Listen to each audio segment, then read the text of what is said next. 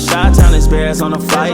Let me go tune in to Keek on the mic. He gon' make sure we get our news and highlights. When you get on YouTube, you better hit the likes. The Chicago Bears should look at these three players on the waiver wire to complete their football team. Hey, what's going on, Bears fans? Thank you so much for joining me for another episode of Keek on the Mic, the podcast all about the Chicago Bears. As always, if you're new to the channel, make sure you hit that subscribe button and the notification to catch all Bears content right here on the podcast. Bears fans, the initial 53-man roster is officially set for the Chicago Bears, and kudos to Ryan Poles, Ian Cunningham, Matt Eberflus, and the Chicago Bears organization for picking the best 53-man roster. And Bears fans, what's really cool about this year's Chicago Bears football team is that this is officially Ryan Poles' team.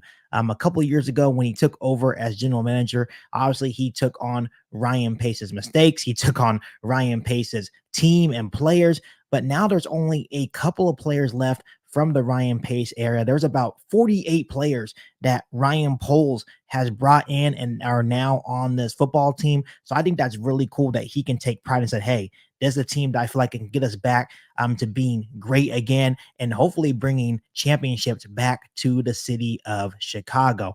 Overall, when I look at the roster, there's really no huge surprises. You guys know how I feel about Dominique Robinson, guys like that. I know that there's a lot of Bears fans that are a little upset that a guy like Travis Homer made the team. It was really cool to see Velus Jones Jr. make it on the initial 53-man roster. I know that he's on the roster as a wide receiver and not a running back, but I think he definitely will get a lot of reps at running back. I know there was a lot of people that were a little upset that Reddy Stewart, the standout cornerback, in the preseason did not make the initial 53-man roster, but hopefully he can make it on the Chicago Bears 17-man practice squad. Overall, there's not really any huge surprises. We all knew that this team was going to be really hard to make.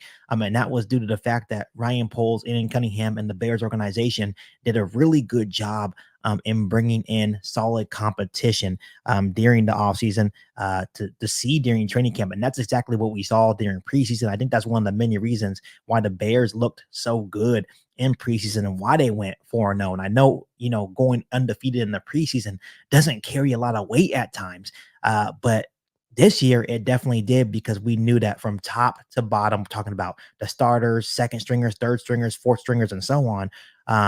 We bought in these guys for a reason because, he wanted to bring in that extra competition along the roster, and it definitely showcased during this preseason. But, this is just the initial 53-man roster. Over the next couple of days, Ryan Poles needs to compile his practice squad, which I'm excited to see a couple of guys back on the practice squad as well. And there's also going to be some guys on the waiver wire as well.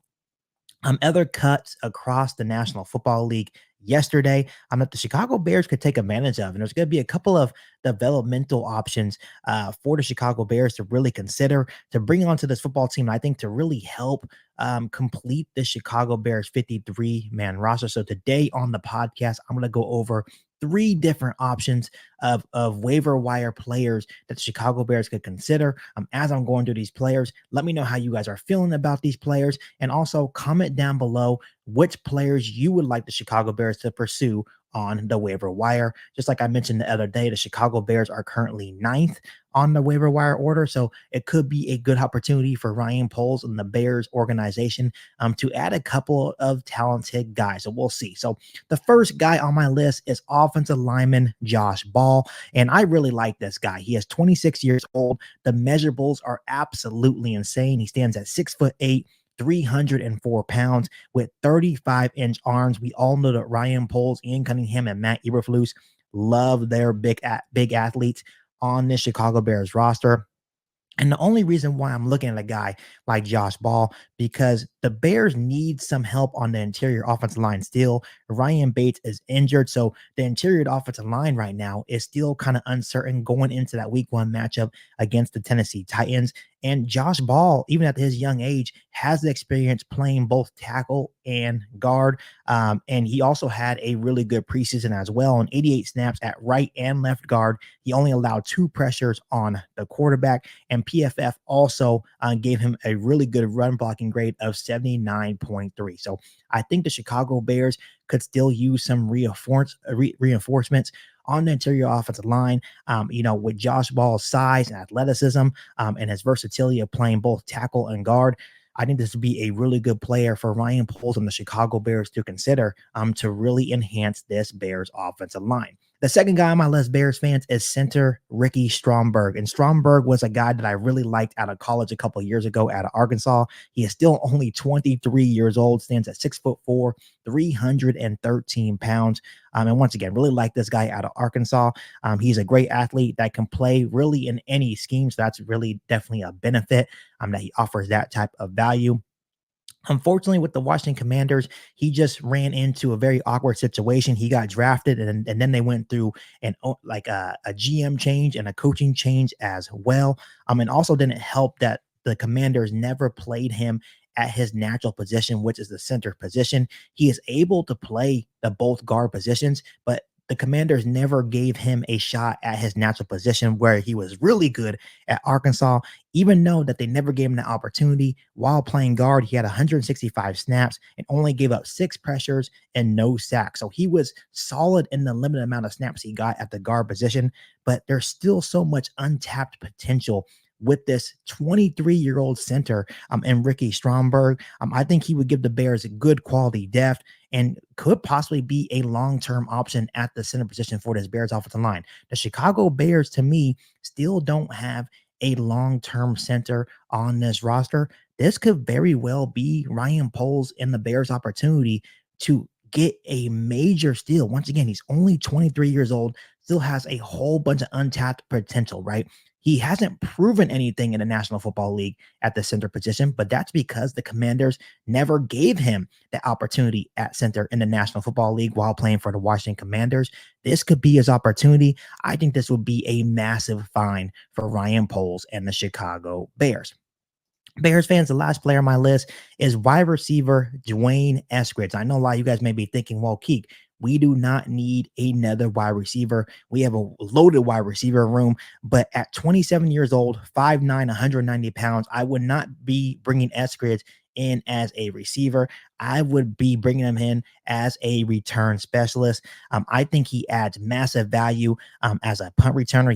He actually had a 79-yard punt return during the preseason. He definitely looks explosive. He is a speedster. So he would offer massive value as a special teamer. Eskridge also has ties to new offensive coordinator Shane Waldron, dating back to their days with the Seattle Seahawks. He never really found his footing as a wide receiver on the offense for the Seattle Seahawks, but once again offers massive value as a returner. And I know a lot of people will say, well, Keek, we have Bayless Jones Jr. We have DeAndre Carter as well, but DeAndre Carter did make the initial 53-man roster, but he also had his struggles during the preseason. It wasn't like he looked extremely good during the preseason. I think this will be the perfect person in Dwayne Eskridge to bring in and add a new dynamic as a punt returner, add massive value as a special teamer in general, and maybe even a quality backup at the receiver position as well. So personally, I would love Dwayne Eskridge. I think it would be another really good find for Ryan Poles and the Chicago Bears. So overall, Bears fans, there's a whole lot of other guys that are currently on the waiver wire, a lot of talented players that Ryan Poles and the Chicago Bears could consider, but these are just the 3 guys that came to my mind, guys that could add massive versatility to the offensive line and, even at the receiver or special teams group. Guys that can really complete this Chicago Bears 53-man roster. So go ahead and comment down below and let me know if you guys like these 3 players that I mentioned on today's episode of Keek on the Mic. And also let me know down below in the comment section which players you would like to see Ryan Poles and the Chicago Bears consider on the waiver wire as they officially complete their 53-man roster going into that week 1 game against the Tennessee Titans. But overall, Bears fans, over the next couple of days, Ryan Poles and the Bears organization will finalize their 53-man roster. They'll finalize their practice squad as well. And then their sights will be preparing for that week 1 game against the Tennessee Titans. But overall, I'm super excited that Bears football is officially back. But as always, make sure you continue to hit that subscribe button and the notification to catch all Bears content right here on the podcast. Make sure you follow me on all my social media platforms, and make sure you share this episode of Geek on the Mic with every single Bears fan that you know. Better than that, be back for an all new Bears podcast right here on Geek on the Mic. Thanks, guys, and as always, bear down. You ain't bout it, you ain't bout it, you ain't Geek on the